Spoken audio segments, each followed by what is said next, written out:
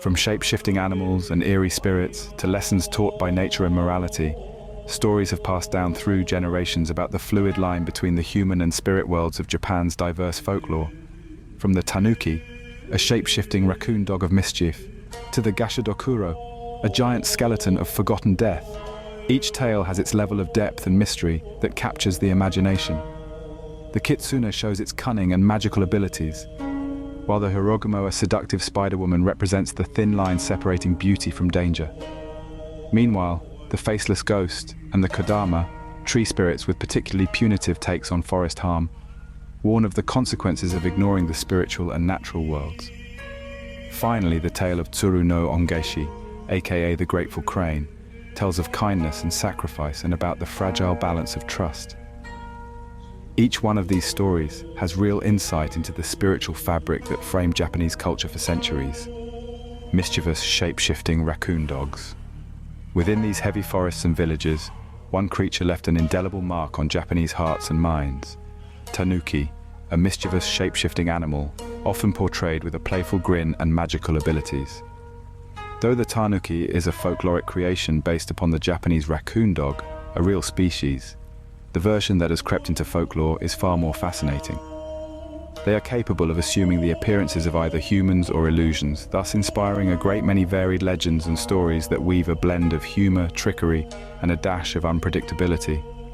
Perhaps the most recognizable characteristic commonly associated with the Tanuki is its shape-shifting ability. This talent is not constrained to just changing its appearance. Tanuki are said to be masters of disguise, capable of transforming into anything from humans and animals to even inanimate objects. In many of the tales, they use this power to deceive humans, sometimes out of mischief, and at other times for more complex purposes. One of the most famous renditions of the Tanuki's shape-shifting abilities is that of the folk tale where the Tanuki transformed itself into a teapot. In this story, a poor man catches a Tanuki and intends to cook it. The Tanuki begs for its life, promising to reward the man for his mercy if set free. The man frees the Tanuki, and sometime later he finds a very valuable teapot in his house. He sells it, thinking his fortune has turned.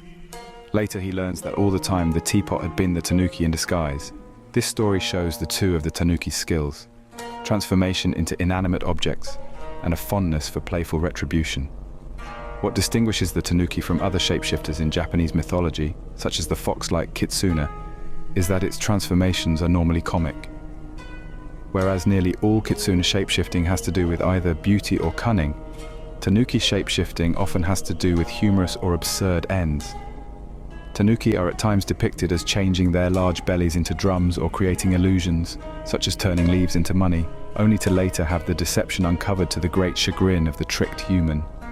Tanuki also hold fame for their round, big bellies, which they famously use as drums in both folklore and art. Often depicted with his belly extended as he pounds on it, this characteristic is a symbol of abundance and joy. It is the image of the Tanuki, neither wholly jolly nor light in heart, because this representation carries connotations of good luck and prosperity. During the Edo period, 1603 to 1868, Tanuki became associated with merchants and also good fortune, leading to Tanuki statues standing outside many Japanese businesses to this very day. Not all of the Tanuki's antics are celebratory, however. Other stories tell of their drumming to beguile unsuspecting humans deeper into the forest, where they would then leave them once the prank was complete. It is here that the Tanuki reveal their dual nature as a figure of both benevolence and trickery. While never malevolent, the tricks of the Tanuki are meant to either humble arrogant humans or to blur the lines separating reality from illusion. The Tanuki is first and foremost a trickster figure in Japanese folklore. Tricksters are representative figures of almost any culture around the world, and in Japan, the Tanuki falls in with other tricksters, such as the Kitsune and the Teng. But while the Kitsune often functions as a sly manipulator, the Tanuki's deceptions are more light-hearted. They have often been portrayed as fumblery or klutzy, and their pranks often end in laughter rather than tragedy. The other famous story is when a Tanuki quickly changed into the appearance of a Buddhist monk with a plan to dupe a greedy shopkeeper. Dressed as a holy man, the Tanuki visited his shop, recited sutras, and received a huge donation from the shopkeeper. Later, the shopkeeper, Having discovered that the monk was just a tanuki, couldn't help himself. He had to burst out laughing at the absurdity of it all. In this way, the trickery of the tanuki often teaches a lesson in humility or generosity.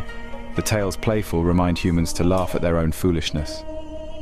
Although the tricks of the tanuki may seem considerably harmless, if not comic, such stories hold richer cultural meaning. Similar to many supernatural creatures in Japanese folklore, the tanuki mediates between nature and the human world. By muddling reality and illusion, the tanuki remind people about the unexpectedness of life and the limitation of human control over nature. Stories about how the tanuki steal foods, mislead travelers, or create mysterious happenings explain the incomprehensible forces of nature in many rural areas. Yet, unlike more malevolent creatures, the tanuki is not feared. They are, instead, believed to be signs of good luck and thus happen to be invited. In front of most houses, restaurants and shops throughout Japan, you see statues of tanuki holding a bottle of sake and a promissory note, a sign of trust and commerce. Tanuki statues are talismans that invite good luck and protection. Such is how the tanuki evolved from a mischievous woodland trickster into a cultural icon of hospitality and good fortune. Fox spirits with intelligence and magical powers. On a quiet moonlit night, a traveler met a lonely female figure on a deserted road. Her beauty was striking, almost otherworldly, and from her person, an aura of strange quietness surged. The woman, draped in grace, flashed the man a gentle smile and beckoned him to her house for shelter. Appreciative yet apprehensive, the traveler trailed after her down a serpentine path leading deep into the woods. At morning, the house has vanished, and the man is in some empty clearing, utterly alone.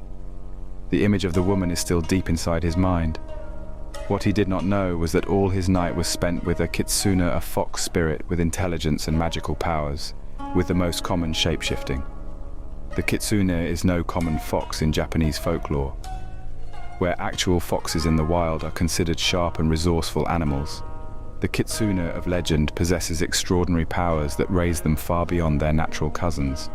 For centuries, these have been deeply ingrained creatures in Japan's mythological and cultural fabric, serving in roles from tricksters and protectors to intermediaries between the human world and the spiritual one. What makes this mythical creature particularly fascinating is its dual nature, both benevolent and mischievous, wise and playful. With age, the kitsune's powers grow, and in time it becomes even wiser, magic and fearsome. The kitsune live for hundreds of years, with centuries turning them into the ability to shapeshift into human forms, most famously that of a beautiful woman. Their transformations do not only stop at women, for kitsune are said to take on elderly men's faces, a child's, and sometimes even other animals. This so-called power has fueled a million stories about humans falling under their influence, never knowing that a fox in disguise stands in front of them. Kitsune is said to be highly regarded for his ability to create illusions as real as reality itself. More often, they deploy their illusions in playing tricks on humans, for the sake of sport, or to teach a lesson. The kitsune will sometimes conjure up an entire landscape, replete with palaces, servants and feasts. The human awakens the next morning to find themselves in an empty field. Such abilities with the senses are a signature of the kitsune's power and play into the broader theme of Japanese folklore. The line between reality and fantasy is fluid and tenuous. Their transformations into humans are often so perfect that not even the closest scrutiny can reveal their true nature. In some tales, though, there are subtle suggestions that betray a kitsune's disguise. A reflection might show a foxtail, or someone may notice that the kitsune has an odd fondness for tofu, a food considered to be a favorite of foxes. Most of the time, though, none of these clues appear, and many humans who encounter a kitsune have little, if any, reason to suspect the truth of their identity until it's too late. Kitsune have been made famous in large part by their trickster nature, for which they are known to be often playful yet sometimes dangerous creatures. One of the most perpetual aspects of their mythology is indeed their talent for mischief. This can range from harmless tricks, like causing confusion among the traveling by leading them in circles, to more severe deceptions with outcomes that can affect the real living status of those they interact with. A very common motif in the tales concerning Kitsune involves the seduction of human men. These stories often feature a man who marries a beautiful woman, but discovers afterward that his wife is a kitsune. In some versions, the kitsune remains with the man because she genuinely loves him, while in other versions, when her true nature is discovered, the marriage breaks up. However, the kitsune are not thoroughly malicious tricksters. They are also associated with Inari, the Shinto god of rice, fertility, and prosperity. In this role, the kitsune are guardian spirits or attendants that will guard the health and well-being of whoever pays respect or homage to them. Statues of foxes can be found at the entrances to Inari shrines throughout Japan, where they are considered images of protection and good luck. These foxes, sometimes depicted holding a key in their mouths for rice storage, would help visitors remember the kitsune's connection with agricultural prosperity and divinity. Some of the poignant stories involving kitsune are about their relationships with humans. Most stories in such themes involve love, loyalty, and sacrifice. Many such tales involve a kitsune who falls in love with a human and takes on human form with the sole purpose of living among people. These relationships often are with deep emotional links, but they are fragile, and usually, the human finds out the real nature of the kitsune, so an inevitable separation results. A typical story will involve a man who married a kitsune, not knowing her real nature. They have lived many years together, even having children, until one day he discovered that his wife had kept a foxtail hidden beneath her garments. In anger, he questioned this wife of his, and the tearful kitsune was now forced to confess her true self, and with a heavy heart, abandon him because she could no longer continue the farce. Yet, their children are often half human, half kitsune, and bear the legacy of their fox ancestor to wield the gift of magic or the supernatural. In some versions, the kitsune gives her promise to return if ever the man needs her, a promise to show a complex dynamic wherein love can transcend the boundaries of the human and spirit worlds. These stories really bring out the deeper emotions of the kitsune and how much they will sacrifice their own happiness for the one they love. One of the most interesting features of the kitsune is how many tails it possesses. A single juvenile or inexperienced kitsune might have only one tail, while it grows in age and increases in power to as many as 9. The Japanese folklore 9-tailed kitsune animal is a creature of great wisdom and magical strength. In Japanese mythology, foxes live for centuries, and in that time gain plenty of supernatural abilities, along with a range of other knowledge. The power of a kitsune increases with the number of tails it has, and a 9-tailed fox is considered to be practically godlike, capable of miracles or destruction on an unimaginable scale. It has been the subject of various ancient and modern arts. Many of these multi-caudal kitsune, the grace of otherworldly animals whose tails swirl around them, either like a cascade of flames or as cloudy tufts. These foxes were held in esteem for their wisdom and strength, yet they were also feared because of their unpredictable nature. The 9-tailed kitsune epitomizes the concept of duality in the fox spirit. This is a creature capable of blessing or cursing with equal ease. The adventure of Urashima Taro. Long ago, on a quiet beach, a young fisherman named Urashima Taro sat by the shore, musing at the sea's calmness. His life in those days was poor, throwing into the water and pulling nets of fish. However, today his routine would be disrupted by an act of compassion, leading him to a quite different type of fate, one that changed time and space. The sight of a group of children tormenting a small turtle started Taro's adventure. Greatly moved by such a pitiful creature, he interfered and rebuked the children, releasing the turtle. Grateful for his life, the turtle slipped into the ocean and disappeared beneath the waves. But this simple act of kindness would soon change Taro's life in ways he could never have imagined. The next morning, while Taro was on his routine fishing, the turtle suddenly reappeared. But this time, the turtle spoke. He told him it wasn't an ordinary turtle, but a servant of Ryugu-jo, the dragon palace of the Sea King. He said the princess of the palace, Otoheim, wanted to thank him in person for saving its life. The turtle offered to take Taro to the palace beneath the sea. No invitation that any curiosity-filled fisherman could resist. On the back of the turtle, Taro was conveyed across the sea and deeper into its waters. Well beneath the water's surface, a great palace appeared, an iridescent structure of coral and pearls and jewels. Ryugujo was not a place like any other. It was a realm of eternal beauty, where sea creatures swam with grace and where the waves above them seemed a vague memory. The air of the palace was different too, as if it existed independent of human constraint. When he arrived, the bright palace greeted him, just like the bright daughter of the Sea King Otoheim. She welcomed Taro in, as would a host to an honored guest. Grateful for his goodness with regard to her turtle, she asked Taro to stay on with her in the palace, saying, "Stay as long as you wish."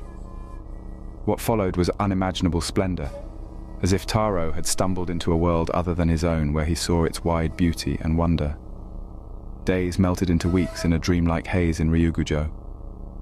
Taro had dined on exquisite delicacies, had marveled upon the wonders of the world beneath the waves, and was treated as a king. Time within the palace was irrelevant. There was no sense of urgency, no cognizance of time that moved with steady hours. The attraction of such timeless being was too intoxicating, and for a while, Taro let go of his old life, the shore, the fishing village, the people he knew. Yet even in this paradise, eventually a longing seized his heart. He thought of his parents, his home, the rhythms of his life that he knew so well. Whatever had happened to the world he knew. Gently, he told Otoheim that he wanted to return home, though he would never forget her rare kindness. The princess was sad, but then again understood his wish. At this point, when Taro was to return home, she gave him a tamatebako, a magical lacquer box. She asked him to accompany himself with it, but warned not to ever open it. According to her, the box would protect on the way and would connect their worlds. Taro once again climbed onto the turtle's back and was carried upwards to the surface. While the turtle swam away, Taro felt this strange disorientation. The beach was the same, yet different.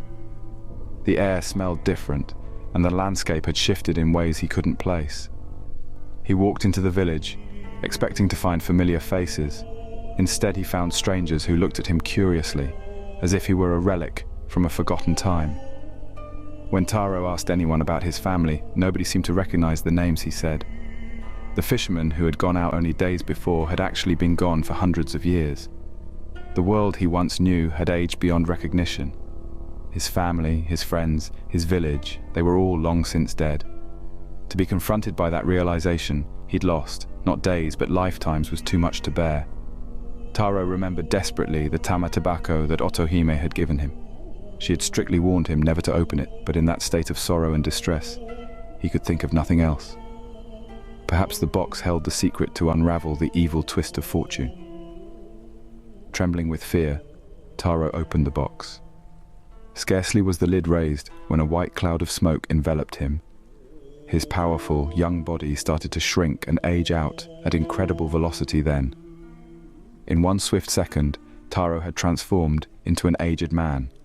His back was bent, his hair was white, and his face creased with the weight of years. Centuries of life released themselves in an instant as time he had lost in the underwater palace caught up. The tamatebako did not release time as any form of curse, but instead as the result of leaving that timeless realm. Ryugujo was a realm outside of mortal time. He was once more subject to the laws of the world. He had lived out of time, but at great cost. He had given up the life he knew, and he was faced with centuries in the passing of moments. A spider woman who lures men into her lair. In these remote corners of ancient Japan, there are whispers about beasts that defy nature itself in the unnerving cocktail of human charms, coupled with the more sinister instinct of the predator. Perhaps foremost among these is the Jorōgumo, the most beautiful of beings with a deadly secret. A very beautiful woman, Jorōgumo, ensnares various men into her den to make love with her, binding them then in her web, awaiting an agonizing and invariably sure death.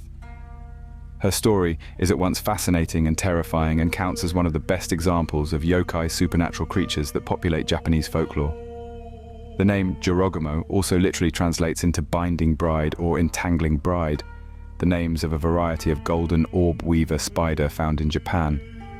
The story goes that when a spider has lived 400 years, it is magically empowered and able to take on the form of a woman.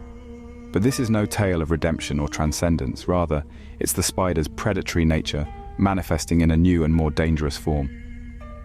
Unlike most other yokai, however, Jorōgumo is not content to remain in her solitude, attacking only those few who would cross her path.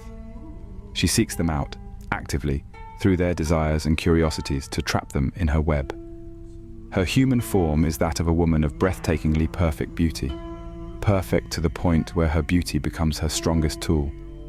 Hiding behind this mask of femininity, however, is the heart of a spider, a creature that looks at humans as nothing other than prey, no different than flies captured in a web. What makes her so dangerous, however, is not her strength or supernatural abilities, but the use of guile. The men who become victims of hers do not get forced or coerced, but follow her themselves. This in accordance with their will and being entranced by her charisma. Her lair is often depicted as some sort of well-concealed, beautiful spot, often some sort of house or inn near the river or waterfall. It is there, in that hardly unromantic setting, that the Jorōgumo spins her web of deceit. Joran Falls is perhaps the most famous place associated with the Jorōgumo legend, a very beautiful waterfall in the heart of Izu. In one story, a wandering samurai rested near this fall and saw an enchanting woman emerge from the mists. She invited him to her home, and they spent time with one another. Soon, he was under her spell. However, then strange things began to happen to the man that he could not explain. The rattling of the house, shadows that move for no reason, and whispers seemingly issuing from nowhere. Suspicion grew until finally he investigated and discovered the shocking truth that the woman was not human, but a monstrous spider. Unable to escape, the samurai was caught quite literally and figuratively in the web of the Jorōgumo. The silken threads that now bound him were as much physical as a product of his infatuation and slow-witted erosion of his will. When captured, the Jorōgumo feeds on him, siphoning life from his body, keeping him alive just long enough to savor the torment. But the most terrifying thing about the Jorōgumo, however, must be the whole dichotomy of appearance versus intention with this monster. In her human form, she depicts all that is desirable in life: beauty, grace, and charm. These very qualities are a mask concealing the true danger within. An animal attacks right away. She toys with her victims like a spider, wrapping them up in silk, waiting for just the opportune moment to attack. Her transformations, first into the image of a seductive woman, then her deadly revelation as a spider, epitomize an almost universal tension between trust and betrayal that underlies many encounters with supernatural beings in Japanese folklore. Another way to consider the transformation of the Jorōgumo is as a representation of social anxieties, particularly those revolving around the themes of desire, seduction, and the lurking danger that lies beneath the surface of perfection, or things too good to be true. The world could idealize or objectify women, and the Jorōgumo simply fulfilled expectations and turned them around. The very things drawing men to her are the tools for their destruction.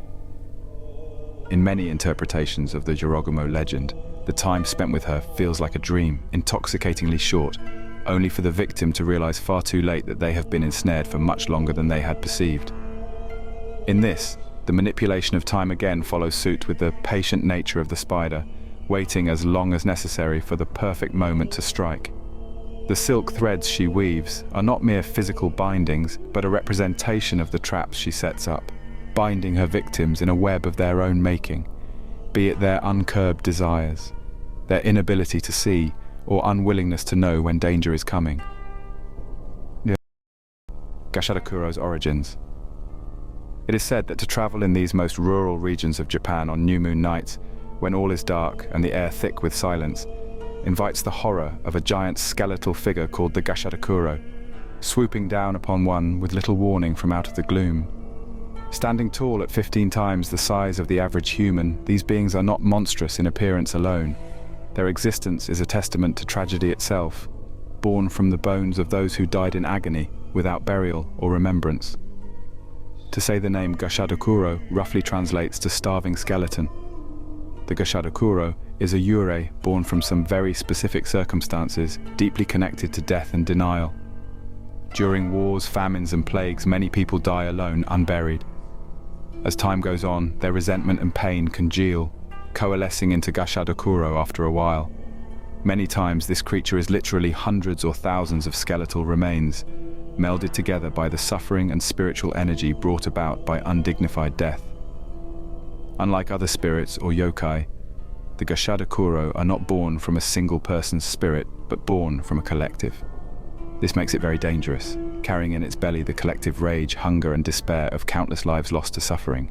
It is the physical manifestation of grief left unattended, and of deaths that have not been resolved, which roam the night in search of vengeance upon the living.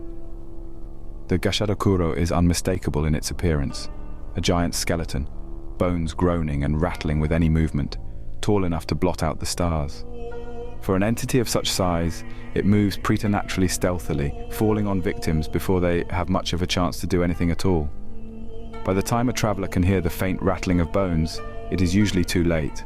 The Gashadokuro is upon them. The most terrifying thing about the Gashadokuro is its behavior once it finally finds a human. An insatiable hunger has consumed it, feeding upon its victims in a way one may not think. The Gashadokuro does not eat flesh or drink blood, crushing its victims, tucking their heads inside its jaws, grinding them under its skeletal hands to squeeze out the life force. The act of destruction is not nourishment. It is an expression of the eternal hunger of the Gashadokuro, an eternal hunger that can never be satiated, because quite plainly it is not a true, physical hunger, but rather the hunger of souls in torment, a hunger for peace that shall never come. One of the most unsettling things about this demon is that it gives no apparent warning of its approach. There's no definitive sound or vision that would give away its presence until it's too late. However, some of the legends relate that to those attuned properly with the supernatural, its approach may be sensed through a sudden ringing in their ears, a high-pitched whine that signals the proximity of the creature. To the unprepared traveler, the sound is most often the last thing they'll ever hear. For a creature that's near indestructible, traditional lore still allows a few ways to get around Gashadokuro's wrath. According to some accounts, Shinto charms and rituals may ward off the creature. Many temples and shrines would often perform rites and ceremonies in appeasement to these spirits, hoping to calm the vengeful spirits before they could even become Gashadokuro. But should a Gashadokuro actually form, there is little one can do to prevent it. A Gashadokuro will, supposedly, dissipate only when its anger and hunger are finally sated, which could take decades or even centuries. The Gashadokuro in its core is one of the manifestations of the idea of collective suffering. It hints at the after effects of war, famine, and mass-scale death and spiritual hurt when the dead were not considered with respect or not remembered. In this way, it serves as a grim reminder of how important funerary rites were and deep respect in which traditional Japanese culture holds honoring the dead. The Gashadokuro is not a monster, but an embodiment of very real human concerns, those of being forgotten, dying without leaving behind anything.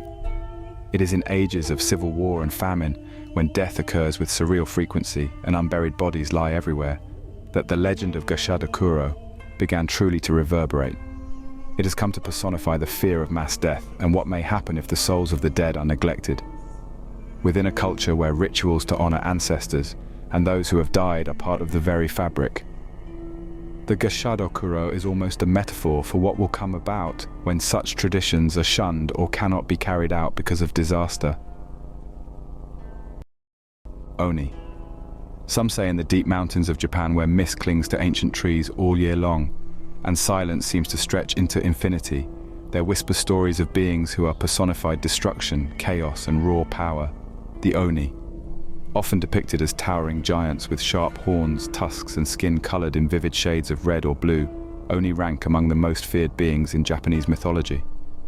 Oni have represented a primal fear for centuries, as these ogre-like creatures showed brutal strength and a penchant for spreading misery. Yet, their role in folklore is far more complex and layered than just plain brutality. The Oni trace their origins from very deep roots in both Japanese Buddhism and Shinto beliefs, though their image and features have changed in time. Oni were initially more similar to evil spirits involved with the afterlife, punishers of the wicked. Early religious texts placed them in Jigoku, the Japanese version of hell, where they discharged the unenviable task of torturing the souls of the damned. As time went on, their appearance evolved to express such terrifying functions, towering creatures, sometimes ogre-like, sporting sharp claws, wild hair, and even horns protruding from their heads. Their horns stand out as their most iconic feature and presumably symbolize their demonic nature and how they relate to another world.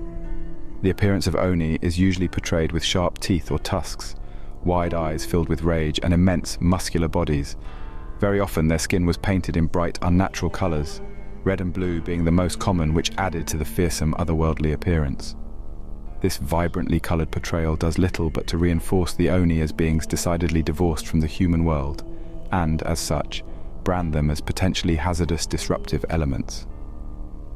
The defining characteristics of Oni do, in fact, include a predisposition towards destruction. There are plenty of tales describing Oni as those that destroy villages and bring ruin. They are often depicted with huge weapons, usually iron clubs called kanaba, which reflect the great physical strength they have. There is a Japanese proverb, Oni with an iron club, which translates to invincible or unstoppable, justifying the idea that Oni show the embodiment of overwhelming strength and devastation. One of the most famous stories in which Oni feature occurs in the story of Shuten Doji, a really notorious Oni.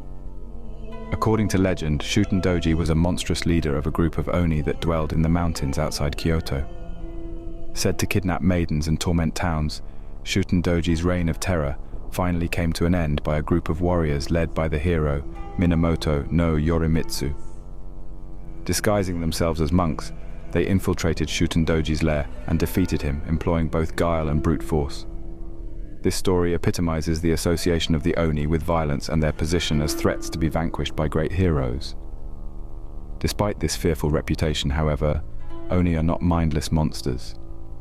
In certain conceptualizations, they represent the darker elements of the human psyche, the spirits of anger, of greed, of envy, of violence, and their presence in narratives often acts as counterpoint to the contours of such internal struggles. They could, therefore, be regarded not merely as destroyers, but also as manifestations of the potential to destroy that resides in every human being. Moreover, in Buddhist cosmology, Oni play an essential role in punishing the sinner. Traditionally, Oni are believed to reside in Jigoku, where they serve under the Lord of Hell, Enmadayo. Their main activity is the punishment of the souls of the bad by subjection to different tortures according to the sin performed. In this, the Oni are less the mindless agents of chaos, but rather the moral law enforcers that ensure due consideration for the evildoer after their death. Interestingly, in this function, the Oni are not inherently bad. They are fearsome monsters, but they play an important function in cosmic balance by serving as punishment. This reading of Oni challenges the more common depiction of Oni as mindless destroyers, indicating that they can also take on a form of righteous fury in punishing those who have committed egregious wrongdoing in life. One of the more interesting aspects of the Oni folklore is how they supposedly can be created from humans. These transformations are usually linked with great emotions or immoral acts. In some stories, people who have strong resentment, jealousy, or hatred become Oni after their death, impelled by these negative emotions. It is not only a transformation, but also a change in character. To undergo such a transformation means to lose utterly all traces of humanity, to succumb completely to their most animalistic instincts, and thus to become an agency of destruction and chaos. Perhaps the best example of this is the story of Hanya, who, after being driven to jealousy, was turned into a monster. Hanya often falls into a category of her own apart from the Oni, but her story nonetheless speaks to a greater trend in Japanese mythology, that one will become a monster if their emotions are not kept in check and morality corrupted. This idea of human Oni transformation is thus applied as a moralistic warning, underlining the fact that Oni are not just dangers from without, but may serve as an end result for those unable to control their darker impulses. Oni in this respect represent both a reflection of human nature and a warning about the results of giving one over to anger, hatred, or greed. The Grateful Crane Tale. It was a really cold winter day. When the earth groaned under the weight of the cold, the poor man was only an old woodcutter who struggled through the snow toward his small cottage, his thin body laboring with each step, the shallow breath fogging in icy air. A beautiful crane struggling in a hunter's snare stopped him in his track, near his small snow-covered cottage. It flapped its wings helplessly, each movement draining the bird of further energy. His heart stirred with pity. The man rushed to set the bird free, carefully pulling off the trap and sending the crane into the sky again. What the woodcutter did not know was that this random act of compassion so initiated would bring a chain of events that would alter his life. Days turned into weeks, and the woodcutter had all but forgotten the crane. He continued to live his life in its simple pattern, finding it barely possible to exist on the small quantities of firewood he managed to collect. One evening, however, there came a knock upon his door, and there outside it stood a young woman, beautiful, with an ethereal calm about her, her tresses serene, though dressed as if the weather were not at all cold.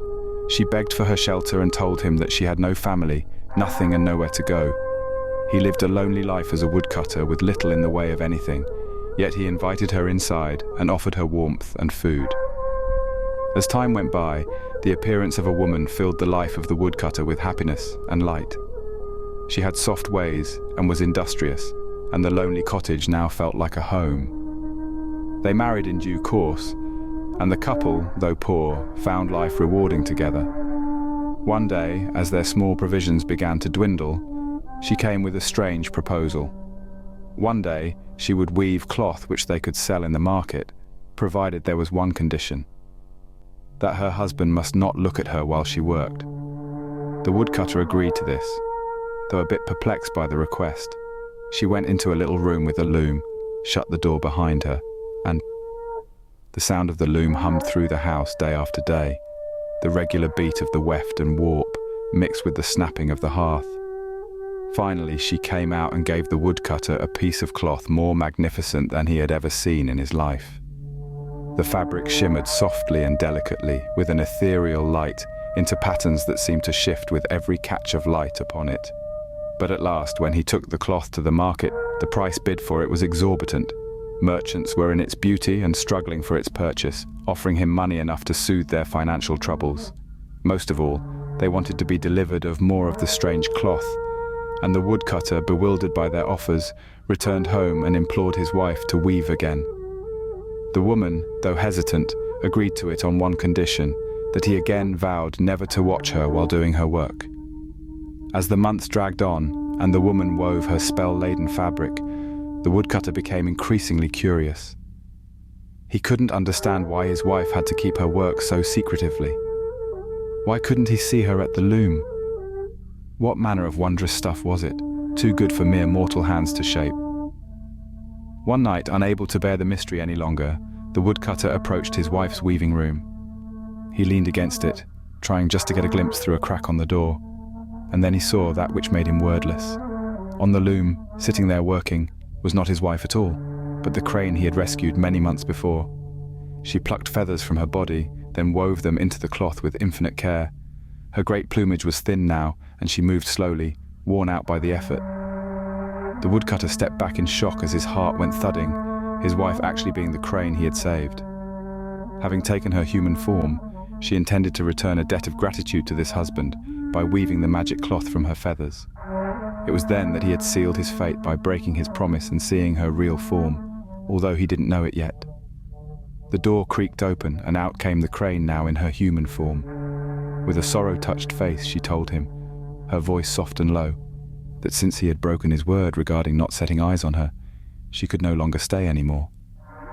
Her task, she said, was complete, and now she needed to return to the skies.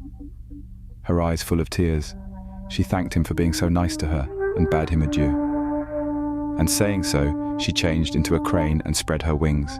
She flew and flew into the night sky until she disappeared over the horizon. The poor woodcutter regretted what he had done. He had lost the only happiness he ever knew because of curiosity. The Faceless Ghosts. Along a moonlit path on the outskirts of Edo, one traveller was making his way home. The night was hushed, save for a soft rustling of leaves. As he neared a quiet pond, he saw a figure seated at the water's edge. It seemed to be a woman, her face bowed low to stare at the water. The concerned traveller yelled out to her, asking if she needed any assistance. Slowly, she turned her head toward him, But to his horror, there was no face, no eyes, nose, or mouth. Just a featureless plane of skin where her face should have been. This is the encounter with a Noppera-bō, one of Japan's most eerie supernatural beings. The spirits are faceless, yet have terrorized the imagination of scores without laying violent hands on any of them, simply through the erasure of their features. The Noppera-bō is not a malicious ghost bent on causing destruction, but thrives on creating fear and confusion by subverting one of the most basic expectations of human interaction, the presence of a face. That's what makes the Noppera-bō so unsettling. This spirit can so easily impersonate normal people, at least for some time. Spirits of this kind usually take on the appearance of a common person from a distance, but change into their natural horrible appearance when approached or spoken to. Other accounts say they are sometimes mistaken for someone close to them, even to the level of family or a loved one. But in the moment their face disappears, any sense of normality is shattered, catapulting the viewer into a world of disorientating terror. And then, in a final apparent coup de grâce, they eradicate their faces. The very concept appears to go against nature. In an instant, the human face, that most vital source of interaction and locating emotion and identity, is gone, leaving behind a flat expanse of skin devoid of expression. The suddenness of that change makes for a shocking feeling. A moment before, there was this man standing before you. The next, he is some sort of alien creature, bereft of those very attributes one identifies with in life. The Noppera-bō appears in a lot of Japanese stories, usually in settings that are so everyday it makes them all the more unsettling. One of the most well-known stories involving the Noppera-bō has the title Koikawa Niwa no Mushi no Kaji, or The Faceless Ghost at the Koikawa Pond. A fisherman in this tale is warned about weird events on Koikawa Pond, yet he still chooses to fish there. Ignoring this advice, he makes his way to the pond, where he will happen upon a young woman crying at the side of the water. Being a good guy, he asks her if she's okay, to which she slowly turns to him, showing her faceless visage. Afraid, the man will run, going as fast as possible back home. On the way there, he encounters a figure. A friend of his consoles him, but when his friend turns to face him, the fisherman is horrified to realize this figure too is a Noppera-bō. This repetition of the faceless reveal is a hallmark of the Noppera-bō, play on the heightened fear of the victim with repeated moments of shock. Another variant of the Noppera-bō legend puts these monsters into everyday places, inns, roadsides, or rural villages. Other yokai hang out in the woods or high mountains, but this monster does not. This monster fits into everyday life, which makes the unease much deeper because it appears in places where nobody would even think of finding anything supernatural. That they can appear in a known environment makes them far more effective, as they play with the sense of security and the predictability of the world surrounding them. The true power of the Noppera-bō rests in its ability to awaken deep, instinctive fear. The appearance of human countenance occupies a special place in our brain. People depend most on the face for understanding others and knowing their surroundings. Since the pattern of our brain is set that way, we recognize faces rapidly, even metaphorically, and can catch main emotional and social signals from the slightest modifications in expression. It is here that seeing a face suddenly replaced by a featureless void disrupts this process completely and leaves the observer with an acute feeling of disconnection. Still within the Japanese culture, facelessness may also be related to more general feelings of unease about identity and anonymity. The loss of face, either literally or metaphorically, can be seen as a form of loss of self, a disappearance of one's place in society. The possibility that the Noppera-bō has to delete the identity reverberates on several levels, in a culture in which much value is placed on social roles and relationships. Besides, the Noppera-bō doesn't attack in the way one might expect from other supernatural beings. It doesn't physically harm or kill its victims, rather it depends upon inducing psychological terror. The moment the shock of the faceless transformation sets in, the work of the Noppera-bō is done, and the victim is left to grapple with his confusion and terror, his mind racing to understand what he had just seen. The tree spirits. In the deep, ancient forests of Japan, where towering trees have stood for centuries, there exists a belief in Kodama, spiritual beings who dwell within the oldest and most sacred trees.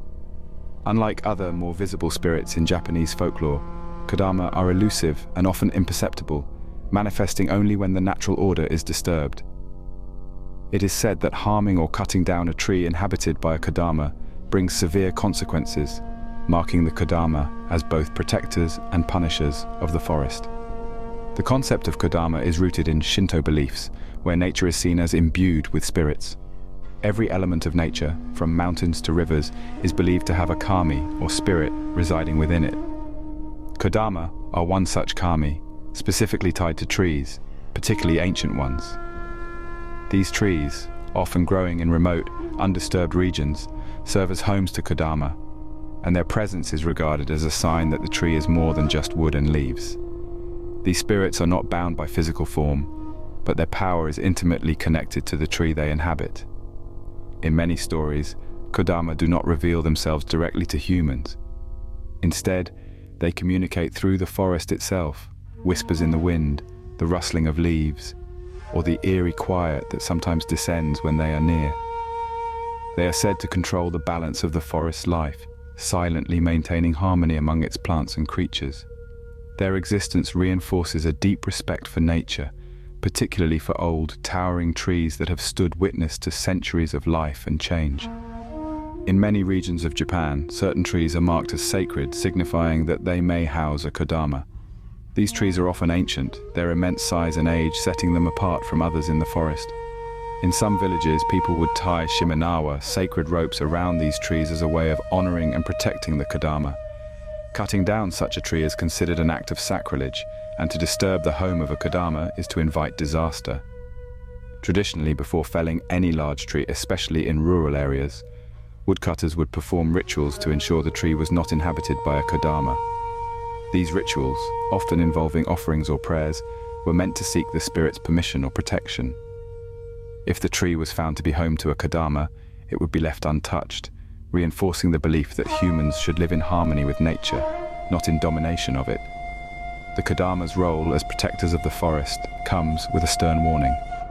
Those who harm their trees face dire consequences.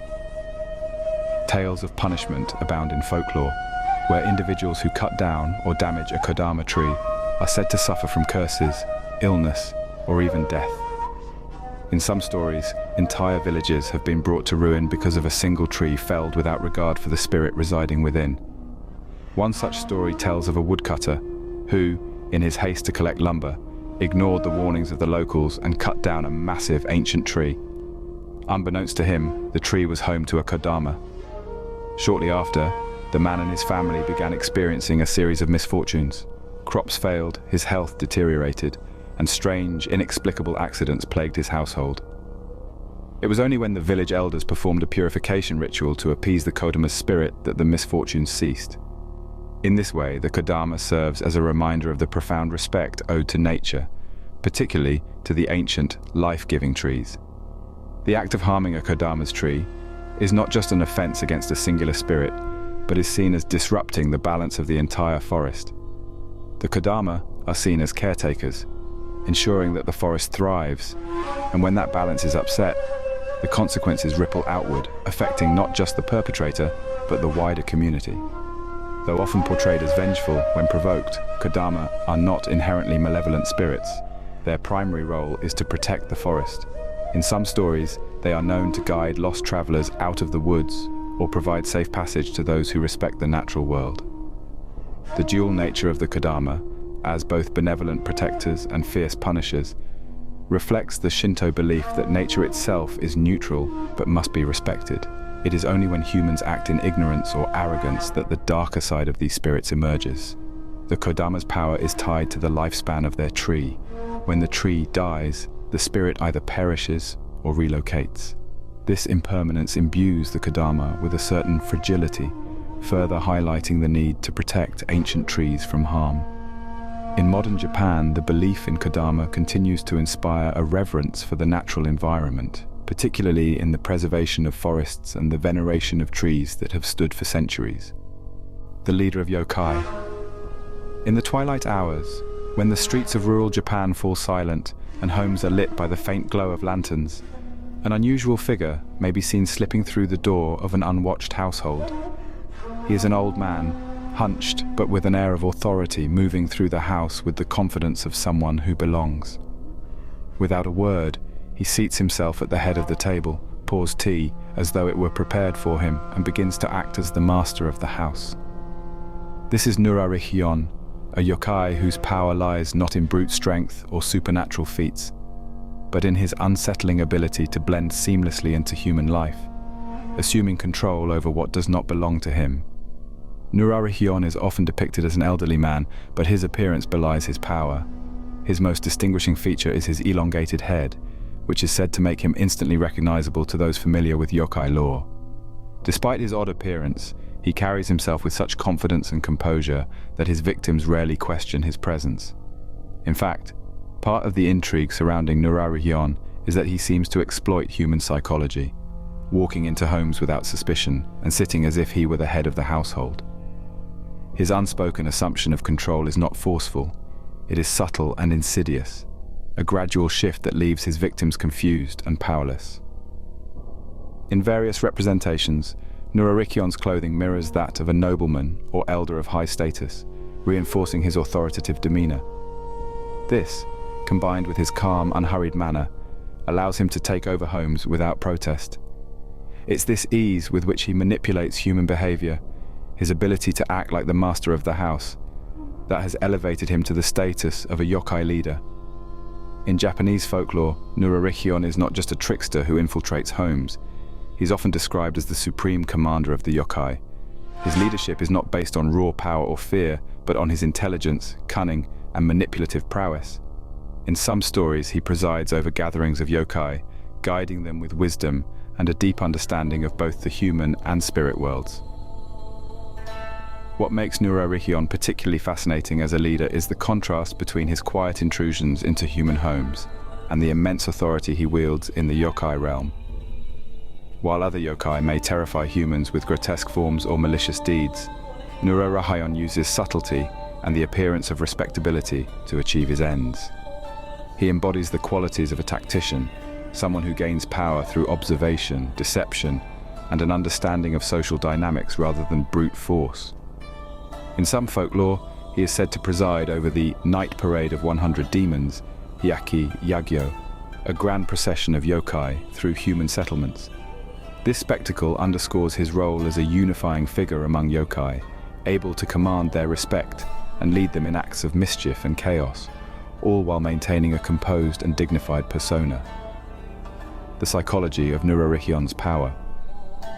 Nurarihyon's ability to infiltrate homes without raising alarm touches on a deep psychological fear, the fear of losing control over one's life and surroundings.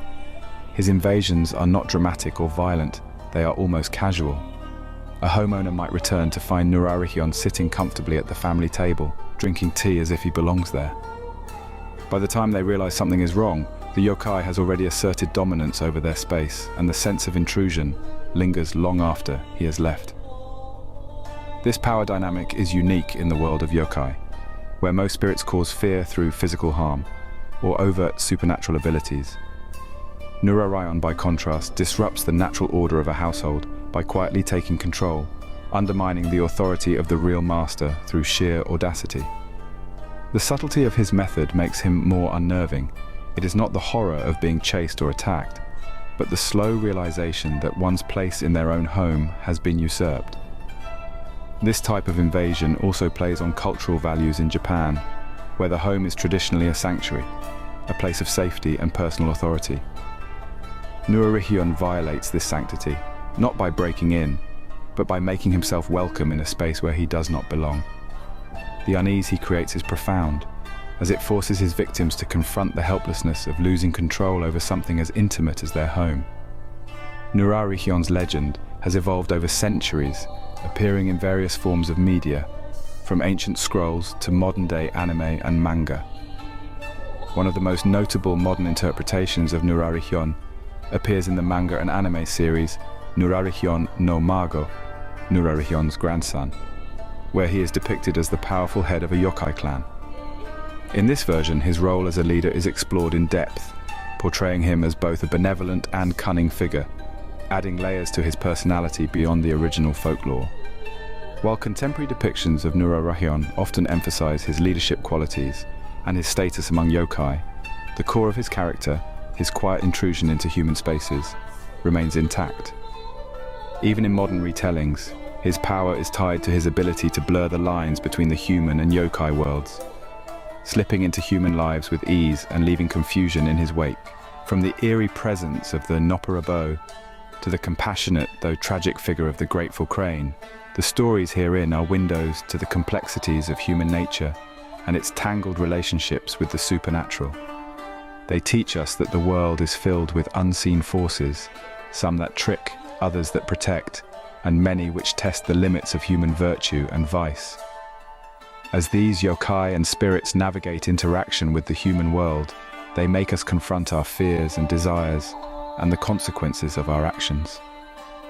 Through these perennial tales, Japanese folklore does stir within us universal themes, reminding one of the fragile balance that exists between the human and mystical worlds. Thank you for spending time with us through Spookscope today. Feel free to share your knowledge and wisdom in the comments section, and don't forget to subscribe to the channel and share it with your friends and family. Until next time, my dear spooker, stay curious.